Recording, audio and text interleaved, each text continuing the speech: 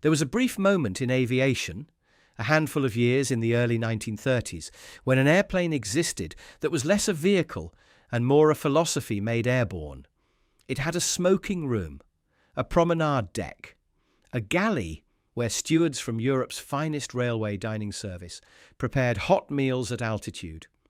And it had wings so thick, over 5 feet at the root, that passengers sat inside them looking forward through curved glass, carried within the airfoil itself. The Junkers G.38. 2 built, both lost.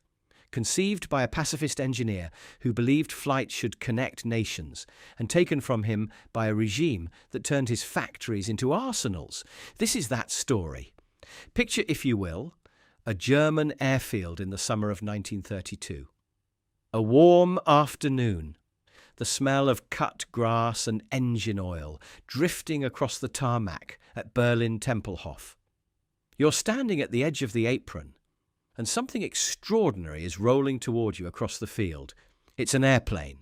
You know it must be, because it has wings and propellers, and it's taxiing under its own power. But it doesn't look like any airplane you've ever seen. It looks like a building learned to fly.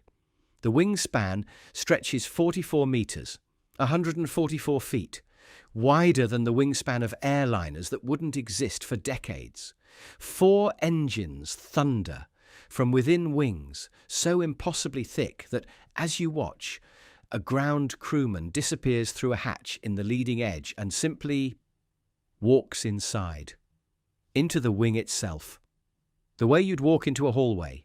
This is the Junkers G.38, and in a few minutes, you're going to walk in there too. Not as a mechanic, as a passenger. Can you imagine that? Settling into your seat and realizing you're not sitting in a fuselage at all. You're sitting inside the wing of an airplane, looking forward through curved panoramic glass in the leading edge, watching the Earth scroll toward you at 200 kilometers an hour. A view that, until this moment, only pilots had ever seen. Only 2 of these aircraft were ever built. They flew for barely a decade before war erased them both. But for those few years in the early 1930s, they offered a way of flying that has never been repeated. A way of travelling through the sky that felt less like transportation and more like inhabiting a dream someone had sketched in the margins of a Jules Verne novel. This is their story. And it begins, as so many extraordinary stories do, with one man's impossible idea. Hugo Junkers was 60 years old before he ever set foot in an airplane. He was an engineer, a professor of thermodynamics and mechanical engineering, a manufacturer of gas-fired water heaters, a man of furnaces and boilers and the precise physics of heat transfer. Born on February 3rd, 1859, in the textile town of Reit, near Mönchengladbach, he was the 3rd of 7 sons. He studied at Berlin, Karlsruhe, and Aachen. He married a woman named Therese Benhold. They had 12 children. Nothing about this biography suggests a man who would reshape aviation, and yet on February 1st, 1910, Hugo Junkers filed a patent that still echoes through aerospace engineering today. German patent number 253,788 described something no one had ever seriously proposed: a hollow metal shell shaped as a single vast airfoil, designed to carry everything: passengers, engines, fuel, cargo, inside its wings. No external fuselage, no struts or bracing wires, just one enormous, clean, aerodynamic form. He called it the Nurflügel, the all-wing.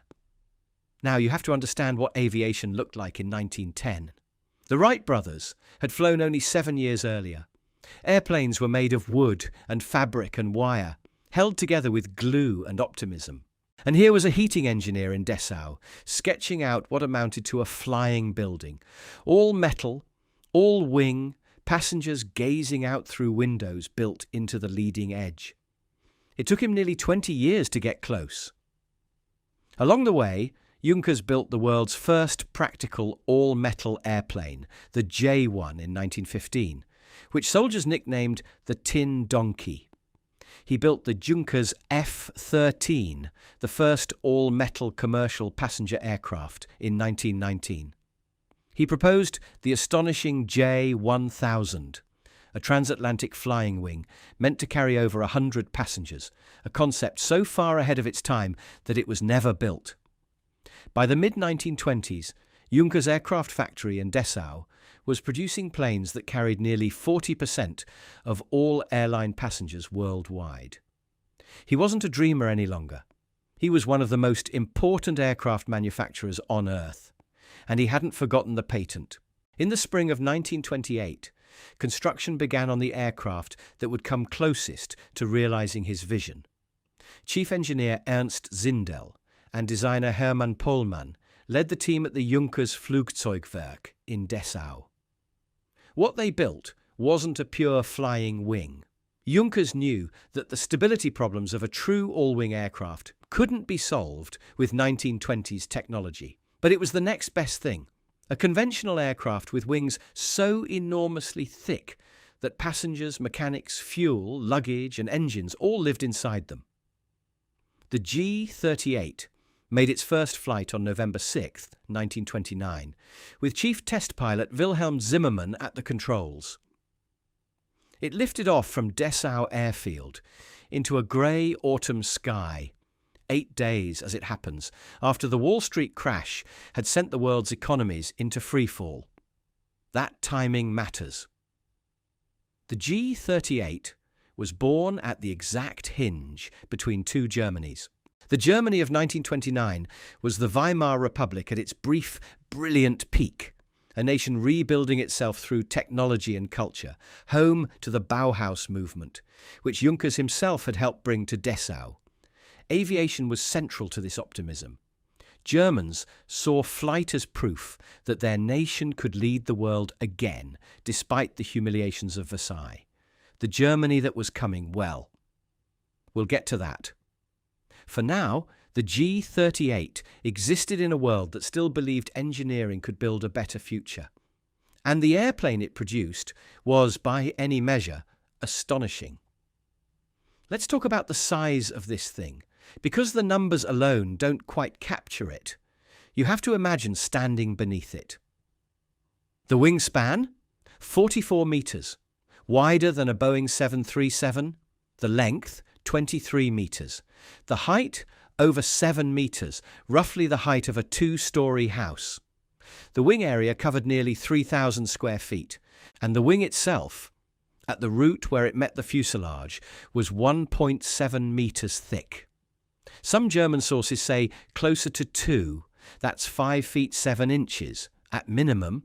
You could stand upright inside that wing, you could walk through it. Mechanics did exactly that, traversing internal passages from one engine to the next while the aircraft was in flight, adjusting, monitoring, repairing, moving through the wing the way you'd move through the corridor of a train. The whole aircraft was built from Junkers' trademark material, corrugated duralumin, that distinctive rippled aluminum alloy skin that gave his planes their unmistakable appearance. Run your hand along the fuselage and you'd feel it, the ridges beneath your fingertips. Cool metal warmed by the sun on one side, vibrating faintly with the pulse of 4 enormous engines. Ah, the engines. They're a story unto themselves. The G.38 went through 5 different engine configurations during its service life, and each one told you something about how fast aviation technology was moving in those years. When D-2002, the first G.38 JAV, made its maiden flight, it carried a mixed power plant that seems almost eccentric.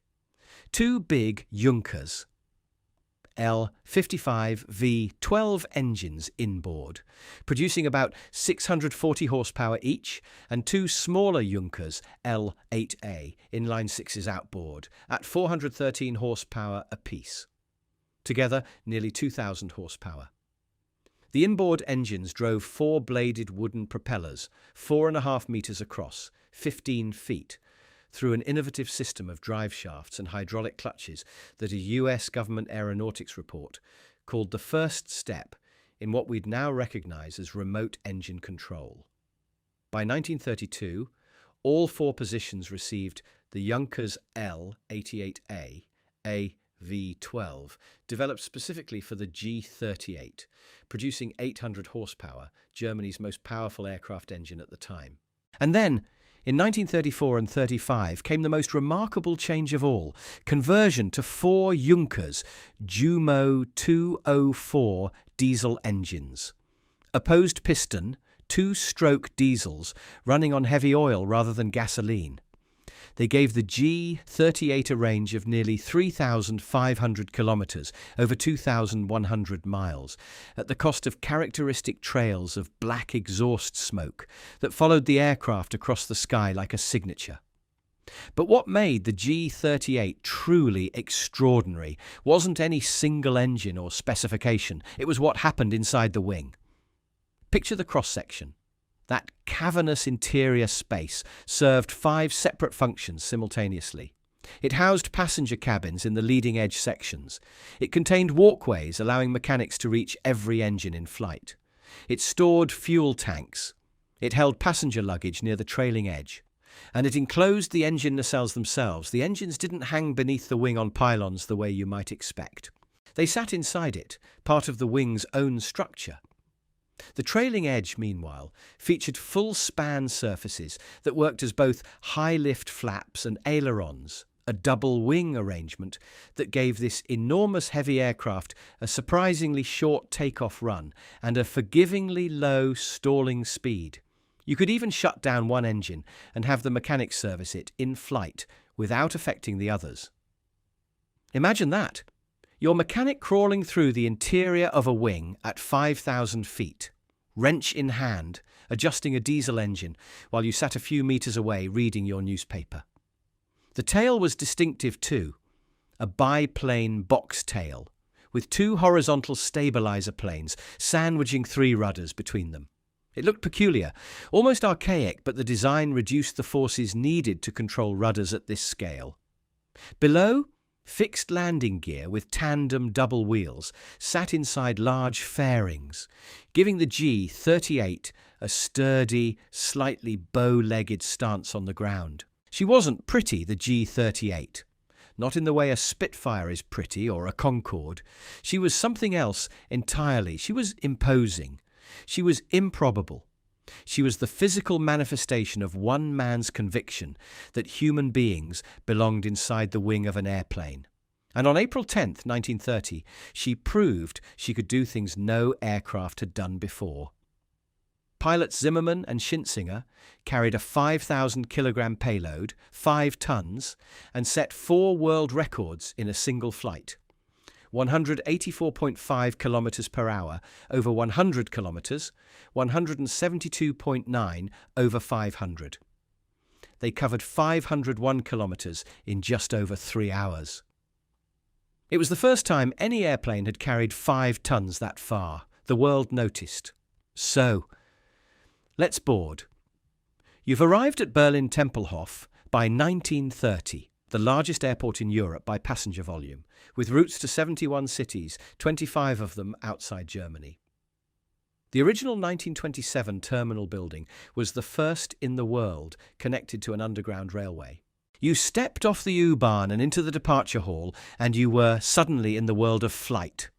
The smell of aviation fuel and coffee, the sound of propellers turning on the apron outside, voices in German, English, French, Dutch. Tempelhof connected Berlin to Amsterdam, London, Copenhagen, Stockholm, Rome. Your aircraft is waiting, and even among the other Lufthansa planes on the field, the G.38 is impossible to miss. It dwarfs everything around it. You climb aboard through the fuselage entrance. The interior is bright. Those corrugated duralumin walls catch the light. The seats are wide, upholstered, comfortable.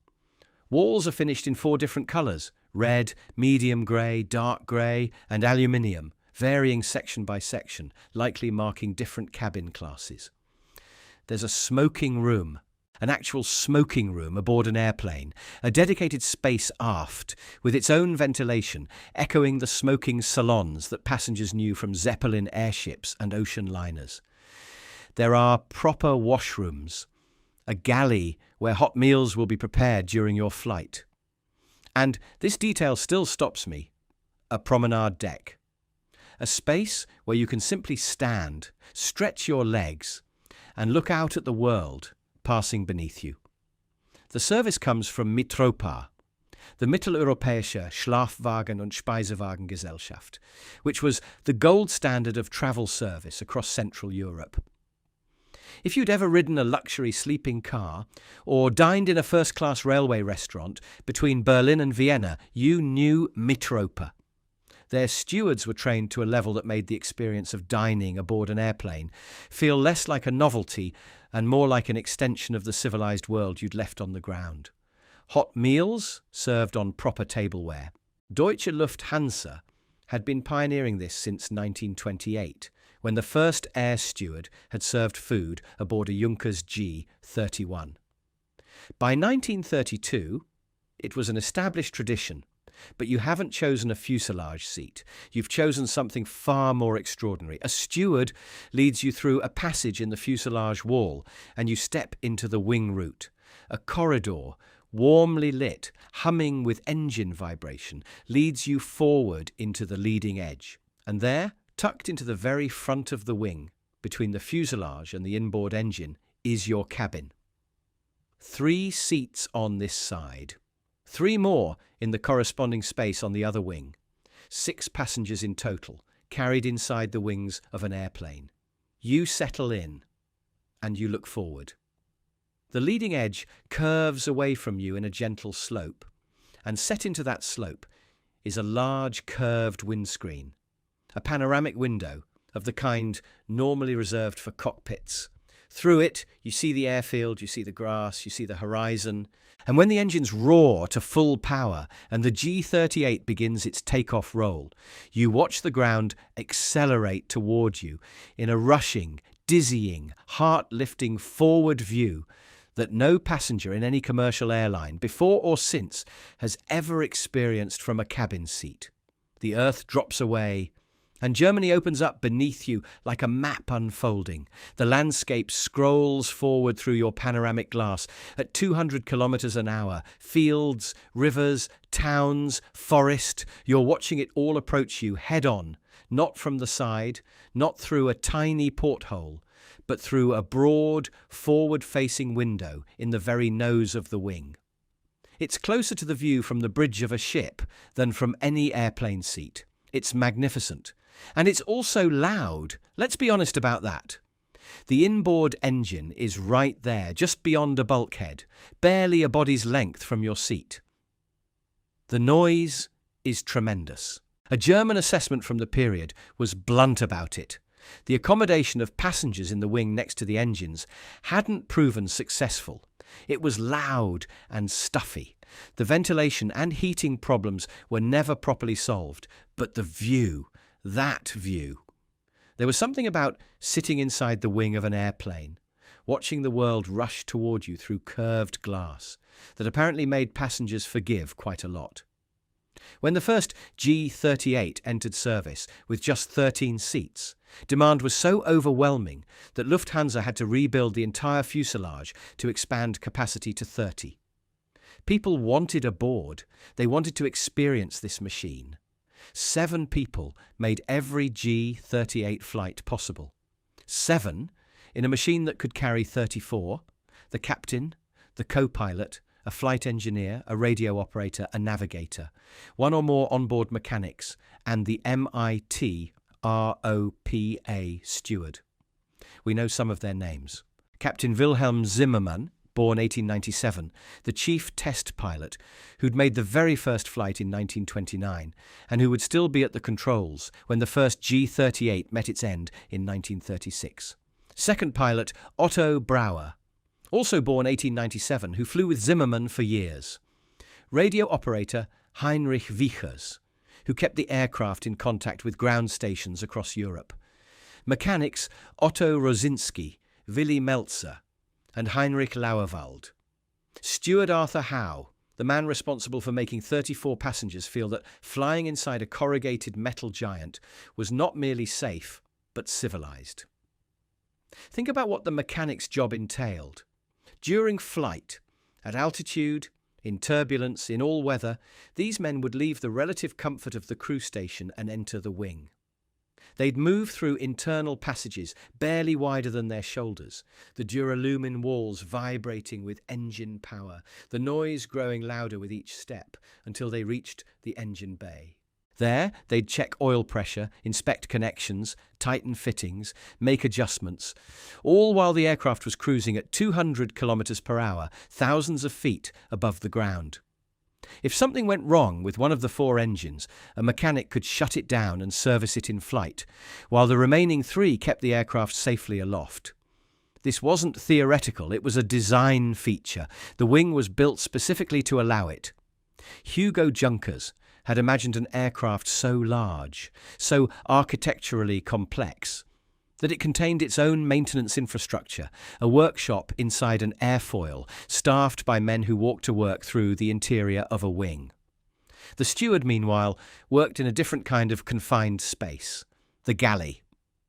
Hot meals had to be prepared in flight, served on real tableware, with the same attention to presentation that my Tropper's railway stewards brought to their dining cars crossing the Alps. Arthur Howe, or his successors, carried plates from the galley through the fuselage, serving passengers in the main cabins, checking on the wing seat passengers through that extraordinary passage into the leading edge. The aircraft vibrated. The plates had to stay level. The coffee had to stay in the cups. Lufthansa had been building this kind of airborne service culture since 1928. Their stewards were trained to make passengers forget they were in an airplane, or rather, to make the fact that they were in an airplane feel like a privilege rather than an ordeal. In the smoking room, passengers could light a cigarette, an astonishing act of trust aboard a fuel-laden aircraft managed through dedicated ventilation. In the nose, 2 observation seats behind the cockpit offered yet another perspective, a forward view almost identical to the pilot's, the ultimate spectator sport for the aviation-mad traveller. It was, in every sense, a flying hotel, a small one certainly, an eccentric one where the first-class suites happened to be located inside the wings, but a hotel nonetheless, staffed by professionals, provisioned with food and drink, offering its guests comfort and views, and the remarkable luxury of time. A flight from Berlin to London via Hanover and Amsterdam covered roughly 950 kilometres. At the G.38's cruising speed, that meant hours in the air. Hours to eat, to smoke, to walk the promenade deck, to stand in the nose and watch Europe passing beneath you. Hours, in other words, to fall in love with flying. But the G.38 didn't exist in isolation. It existed in a world, a very specific world, with very specific politics, and a very specific darkness gathering at its edges. And to understand what happened to this extraordinary machine, and to the man who built it, we need to step outside the cabin for a moment and look at the ground rushing past below. Because down there, in the Germany of 1932 and 1933, everything was about to change. Hugo Junkers was a socialist, a pacifist, a man who believed, with the deep conviction of an engineer, that aviation existed to connect people, to shrink the distances between nations and make war unthinkable. He'd supported the Bauhaus movement, helping bring it from Weimar to Dessau in 1925, because he saw in its philosophy the same thing he saw in his own work. The idea that design and technology could serve humanity, not dominate it. His diary entries from the early 1930s carry a gathering dread. The political waves are rising, he wrote. Man is fighting against man. Hate and a thirst for revenge are bad forces. They lead into the abyss. He was right, and the abyss was coming for him personally. On January 30th, 1933, Adolf Hitler became Chancellor of Germany. Within days, the Reich Transport Ministry demanded that Hugo Junkers hand over his personal patent rights to the state. Every patent, every design, the accumulated intellectual property of a lifetime spent reinventing aviation, Junkers refused. What followed was a systematic destruction carried out with the full machinery of the totalitarian state. The regime fabricated treason charges, using the Enabling Act as legal cover and leveraging Junkers' earlier business dealings with the Soviet Union in the 1920s as supposed evidence of disloyalty. By May 1933, Junkers was forbidden to leave Dessau. On June 2nd, he was forced to transfer his patent rights.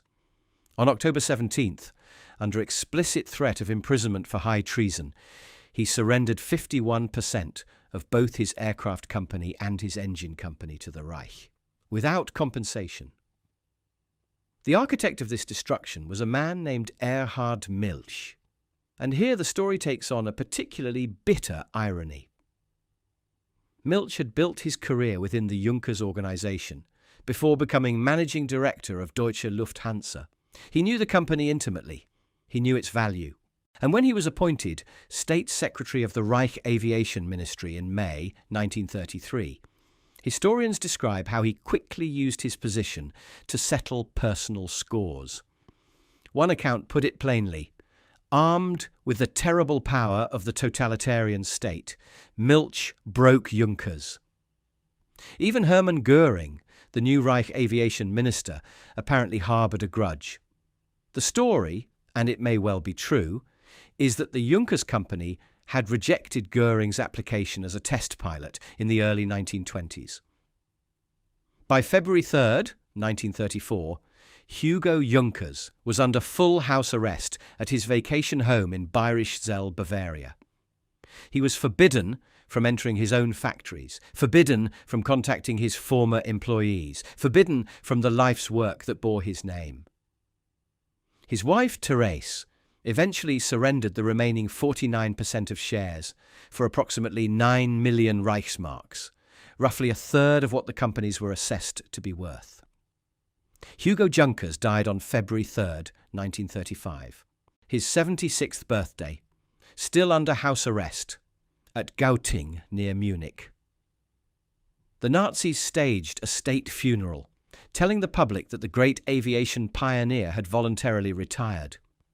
When Erhard Milch sent a delegation bearing a wreath to the family, the Junkers family's fury was so intense that the ministry officials turned around and retreated to Berlin rather than face them.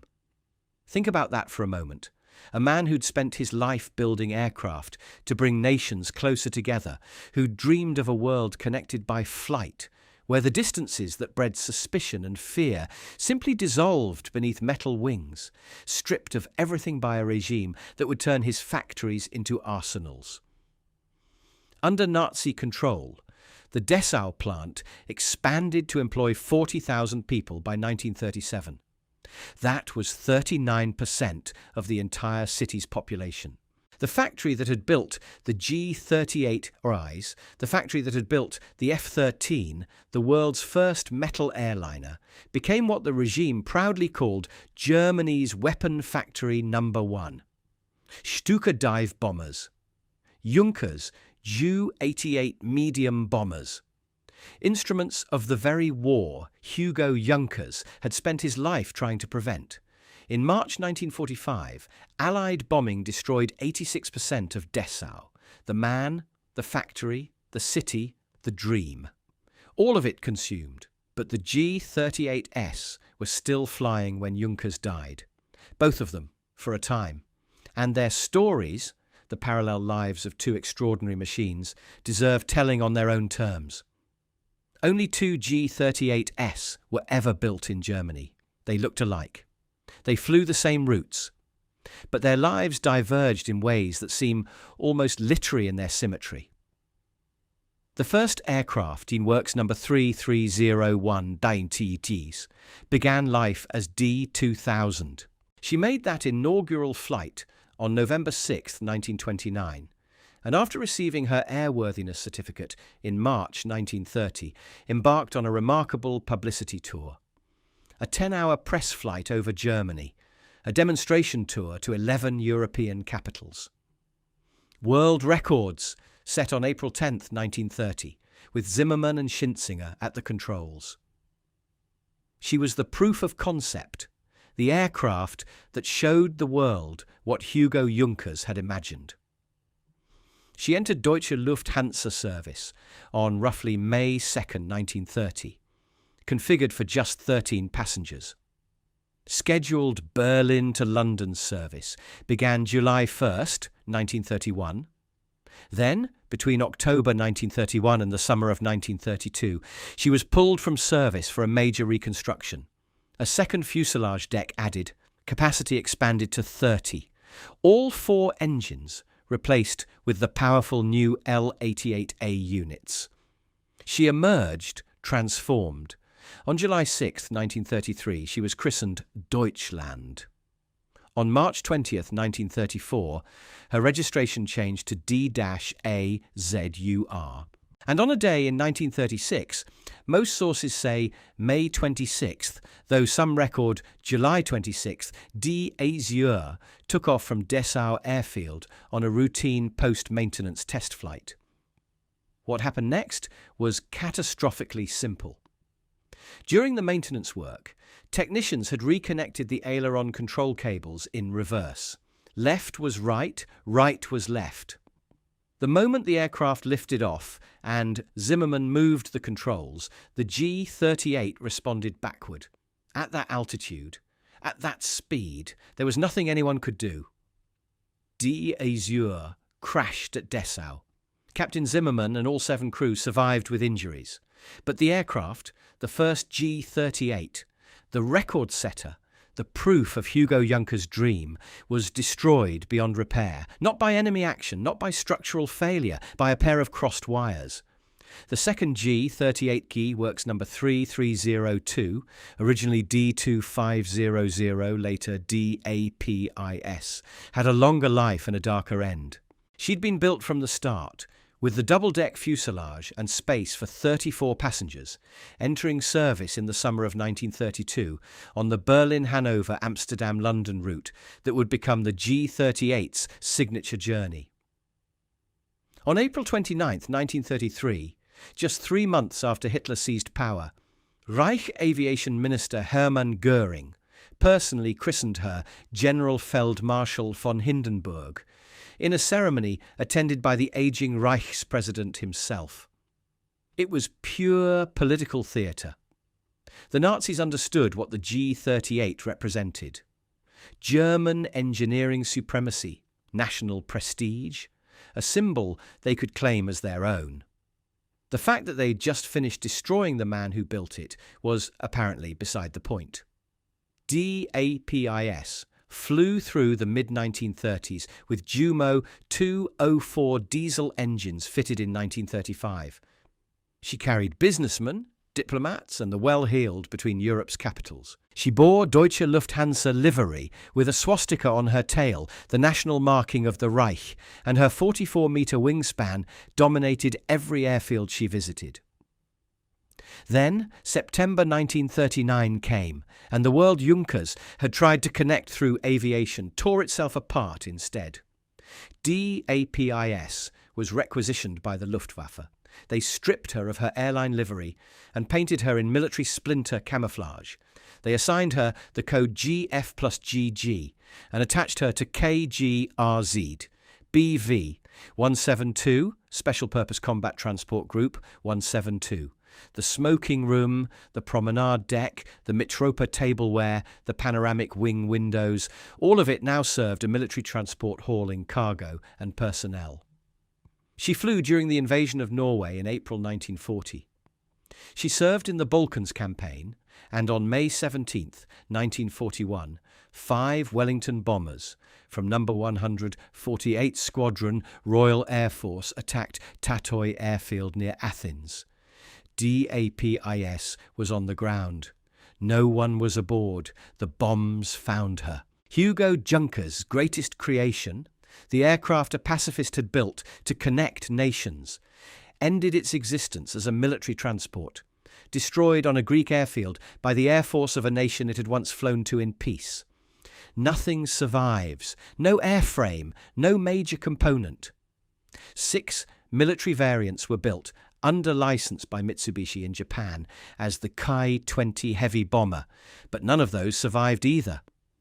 The G.38 exists now only in photographs, in technical drawings, in a handful of film clips, and in the stories people told about what it was like to sit inside a wing and watch the world come toward you.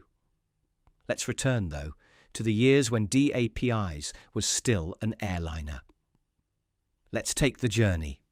Berlin to London. The G.38's signature route. Berlin to Hanover, to Amsterdam to London. Roughly 950 kilometres with intermediate stops. At the G.38's cruising speed of around 200 kilometres per hour, you'd be in the air for the better part of a day. You departed from Tempelhof, which by the early 1930s was a destination in its own right, Europe's busiest airport, connected to the city by underground railway.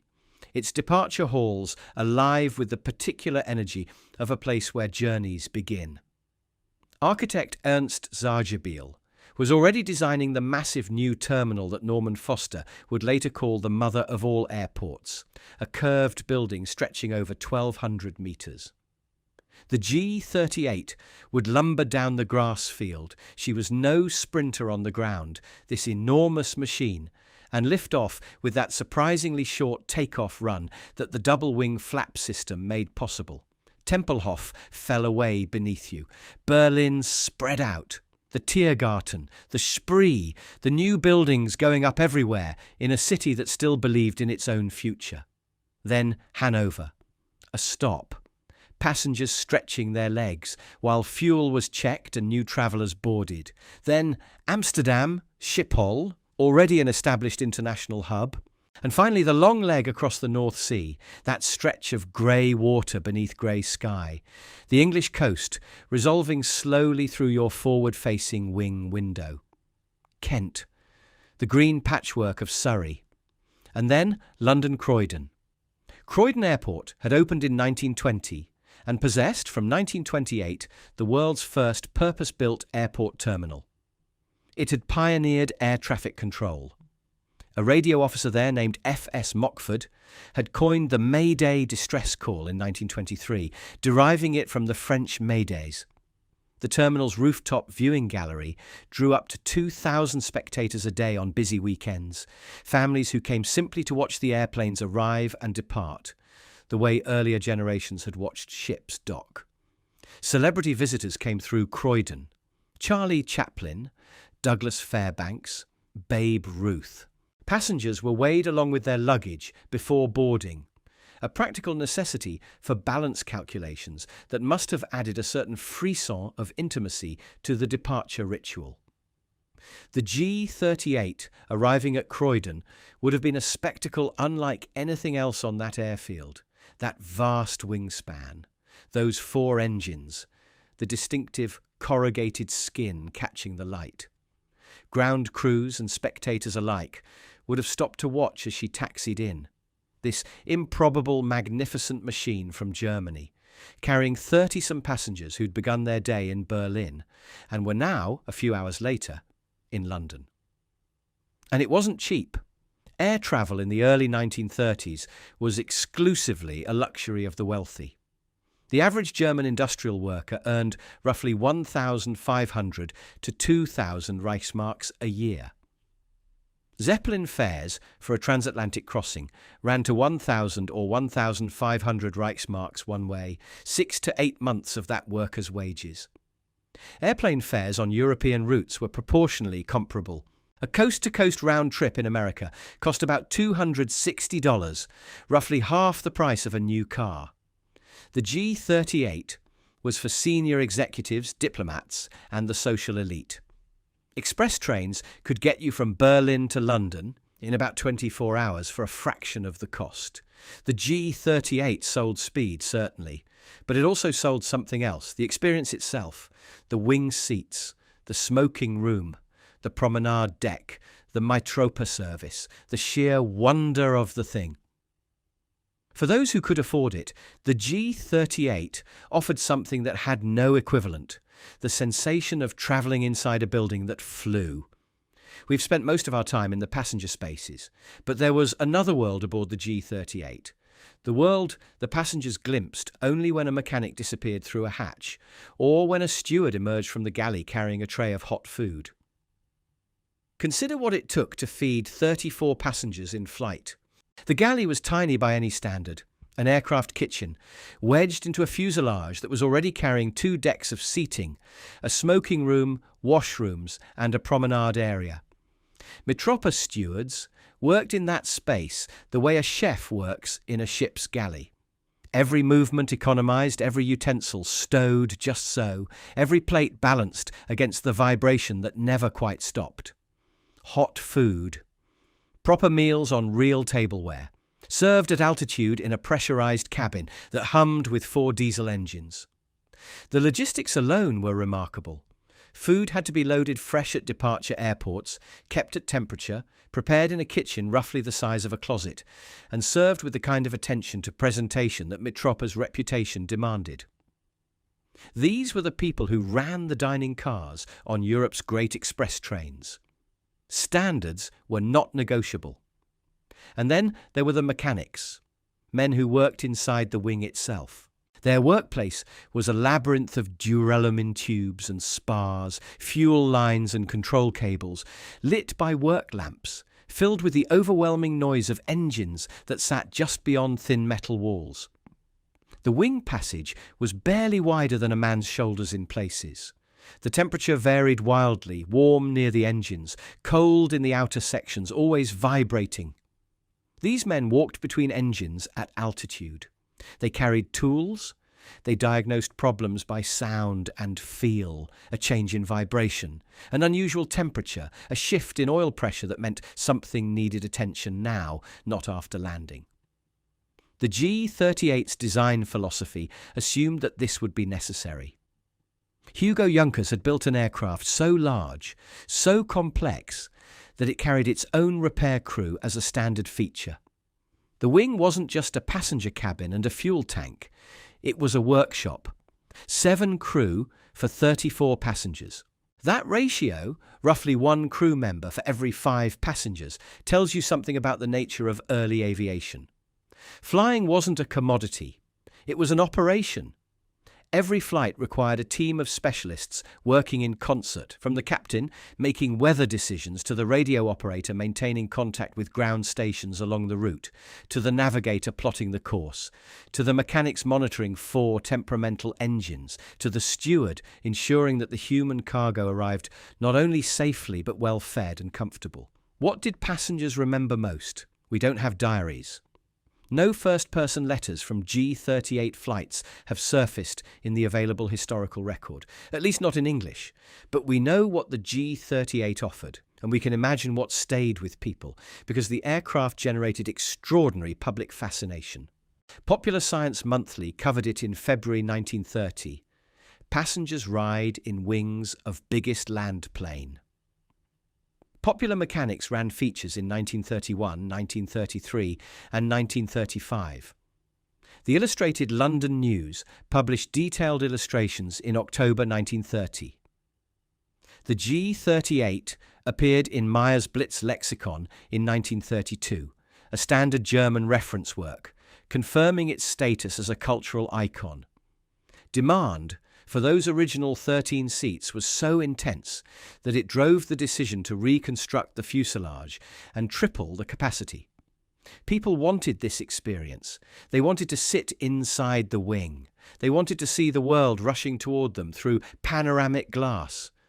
They wanted to smoke a cigarette in a room aboard an airplane.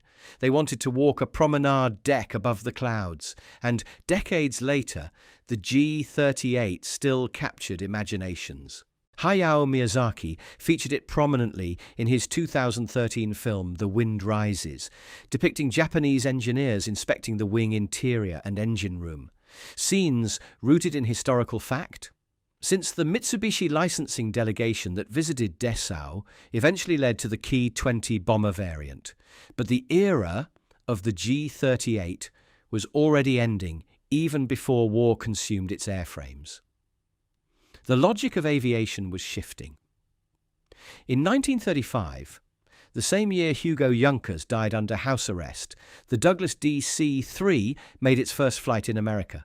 The DC-3 was smaller, faster, and crucially, it could actually make money carrying passengers. By 1939, DC-3s carried 90% of the world's airline traffic. The age of flying palaces, of promenade decks and smoking rooms, and passengers sitting inside wings, that age was ending. Aviation chose speed and efficiency over spacious grandeur. The tube-shaped fuselage won, the thin wing won.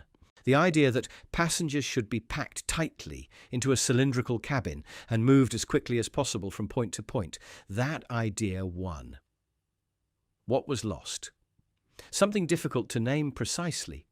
A sense of occasion, perhaps. A relationship with the sky that was less about arriving and more about travelling. A willingness to make the journey itself worth the price of the ticket. The G.38 represented a fork in the road. Aviation took one path. Hugo Junkers' path. The path where everything lived inside the wing was abandoned, or so it seemed. Here is the remarkable thing. Hugo Junkers' 1910 patent, that mad visionary document describing a hollow metal airfoil designed to carry passengers inside its wings, wasn't wrong. It was early. The aerodynamic logic was sound all along. Housing everything within a single lifting surface minimizes drag. It's more efficient. It burns less fuel. It's better. The problem was stability. A flying wing, without a conventional tail, is inherently difficult to control. In Junkers' day, and for decades after, no pilot could manage it, and no autopilot was sophisticated enough to compensate. Jack Northrop tried in the 1940s with his magnificent XB-35 and YB-49 flying wings, and came heartbreakingly close before the program was cancelled under controversial circumstances in 1950. Northrop never gave up believing. Before his death in 1981, he was shown early development work on a new flying wing being built by his old company. The B-2 Spirit stealth bomber, which shares the YB-49's exact 172-foot wingspan, first flew in 1989. Digital fly-by-wire computers had finally solved the stability problem that had defeated every earlier attempt. Junkers' dream. Northrop's dream. Realised at last, there was a weapon, not the passenger aircraft either man had imagined. But the story doesn't end there. It's still unfolding.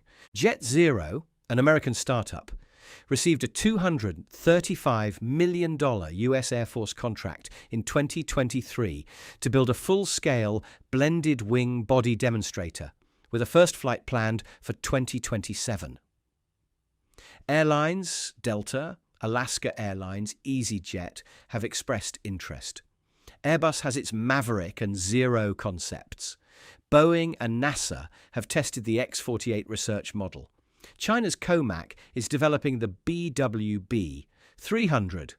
All of them are pursuing the same fundamental principle Hugo Junkers articulated in a patent office in 1910. Put everything inside the wing. The projected fuel savings are 30 to 50% over conventional designs. A century later, the world is building what Hugo Junkers saw in his mind's eye when he was 51 years old and had never flown in an airplane. And so here, at the end, let's go back to where we started. Back to the wing.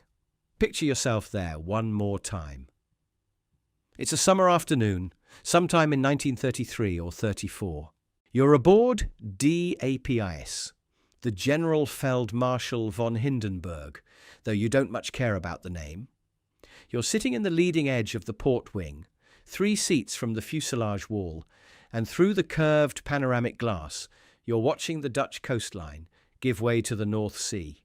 The engine drones beside you, a deep, resonant hum that you've stopped noticing, the way you stop noticing the ticking of a clock. The duralumin walls vibrate faintly against your shoulder. There's a smell of warm metal and engine oil, and, drifting from somewhere behind you in the fuselage, the aroma of whatever the Mitropa steward is preparing for lunch. Below you, the sea is grey-green and vast. Ahead, through the glass, there's nothing but horizon. The wing stretches away to your right, impossibly long, the corrugated skin catching the light in silver ripples. Somewhere inside it, a mechanic is checking the starboard inboard engine.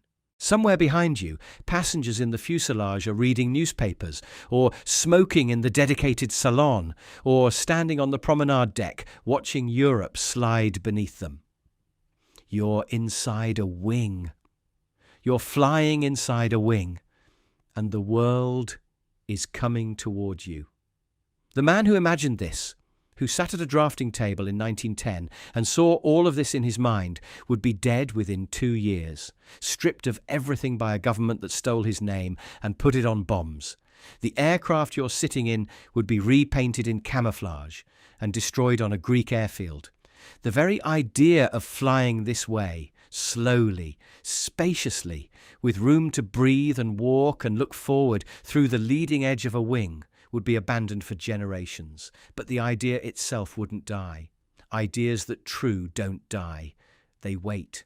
They wait for the mathematics to catch up, for the computers to get fast enough, for the materials to get strong enough, for someone, somewhere, to pick up an old patent and realize that the heating engineer from Dessau had seen the future all along.